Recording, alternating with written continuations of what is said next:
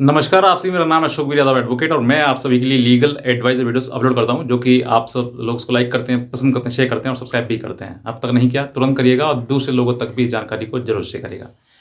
सबसे पहली बात बताना चाहूँगा कि जब पति-पत्नी का विवाद जो होता है, तो पत्नी कुछ इतने केसेज़ या इतना बुरा कर देती है अपने पति के साथ में कि वो कहीं न कहीं ये चाहता है पति कि अब मैं इसके साथ में संबंध नहीं रख सकता। क्योंकि घर में आजकल मैंने ये देखा है कि पति-पत्नी के बीच में झगड़ा कम होते हैं, लेकिन सास के और बहू के बीच में ज़्यादा झगड़े हो जाते हैं। और उस झगड़े को की जो आग है, वो बेटे तक पहुँच जाती है और बेटे से फिर वो पत्नी जो है, जो घर में है, वो अपने मायके तक पहुँचा देती है कि फ़ोन करके कि भई, क्योंकि फ़ोन भी का पता है एक यूज़ और दूसरा एक मिसयूज़, ये भी होना गलत है। पहले एक समय हुआ करता था, इस समय फ़ोन नहीं थे, तो पति-पत्नी में या सास सास में लड़ाई झगड़ा हो जाता था, तो घर तक पहुँचते-पहुँचते 2-3 दिन का समय लग जाता था। लेकिन अब जो है वो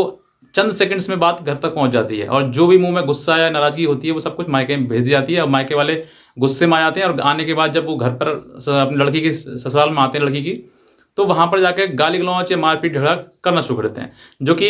लड़के को बिल्कुल भी बर्दाश्त नहीं होता कि मेरी माँ के साथ उन्होंने अभद्र व्यवहार कर दिया या पिता के साथ गाली-गलौच कर दी या धक्का मार दिया या लड़ाई-झगड़ा कहीं कहीं तो ऐसा होता है कि इतनी मारपीट हो जाती है कि एक-दूसरे के सर फूट जाते हैं। तो ये सब चीज़ें जो हैं वो कहीं न कहीं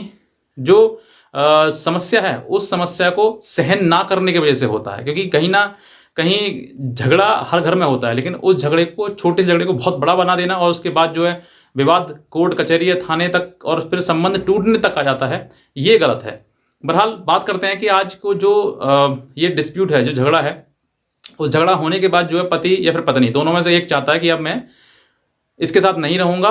और अब मैं तलाक लूँगा। तो तलाक के लिए बहुत सारे ऐसे हस्बैंड्स हैं जिनके पास कोई ग्राउंड नहीं होता है। हालाँकि अभी जैसे मान लीजिए आप अभी 4-5 महीने से पहले शादी हुई, शादी होने के बाद कुछ झगड़ा हुआ और झगड़ा होने के बाद घर पे माँ-बाप को बुला लिया लड़की ने और वो और झगड़ा उन्होंने बढ़ा दिया और इतनी लड़ाई-झगड़े हो गए कि वो पत्नी अपने घर जाके बैठ गई और पति अपने घर जाके। तो अब पति जो ये कह रहा है कि मैं इसको नहीं रखूँगा क्योंकि उसकी माँ, पापा, भाई सब लोग ये कह रहे हैं कि गलत औरत है ये और इसको घर में नहीं रखा जाएगा। तो अब जो है इस चीज़ के चलते हुए क्या करते हैं कि अब वो तलाक लेने सोचते हैं कि हम उसको तलाक लें, कैसे छुटकारा हो उससे। तो तलाक लेने के लिए आप सीधे पिटीशन्स फाइल करते हैं, उसमें करते हैं कि सर इस तरह की घटना, मारा-पीटा, ये गलत अभद्र व्यवहार किया, घर में खाना नहीं बनाया और भी कई चीज़ें लगाते हुए आप उसको पिटीशन को फाइल कर देते हैं, जो कि बेसलेस होता है और इसमें आपको डाइवोर्स मिलने के चांसेस हैं वो बहुत ही कम हो जाते हैं। तो इसीलिए मैं आज आपको बताऊँगा कि अगर आपकी पत्नी ये सब काम करने के लिए मना करती है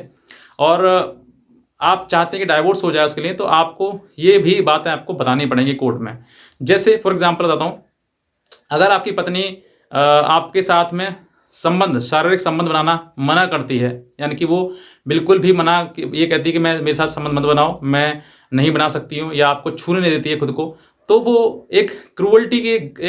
मतलब कैटेगरी में आता है और क्रूअल्टी कैटेगरी के आधार पर आप डाइवोर्स ले सकते हो। ये ऑनरेबल सुप्रीम कोर्ट के द्वारा एक जजमेंट है, लेटेस्ट जजमेंट, इसमें ये साफ बताया गया है कि अगर पत्नी अपने पति के साथ शारीरिक संबंध नहीं बनाती है या फिर वो बनाने नहीं देती है, तो ये पति के ऊपर एक पूरी क्रूअल्टी है। यानी कि अगर पति इस आधार पर पत्नी को डाइवोर्स देना चाहे कि मैं ऐसी पत्नी को नहीं रखना चाहूँगा या नहीं रहूँगा, जो कि अपने साथ शारीरिक संबंध बनाने से मना करती है, तो ऐसी दशा में आप इस बात को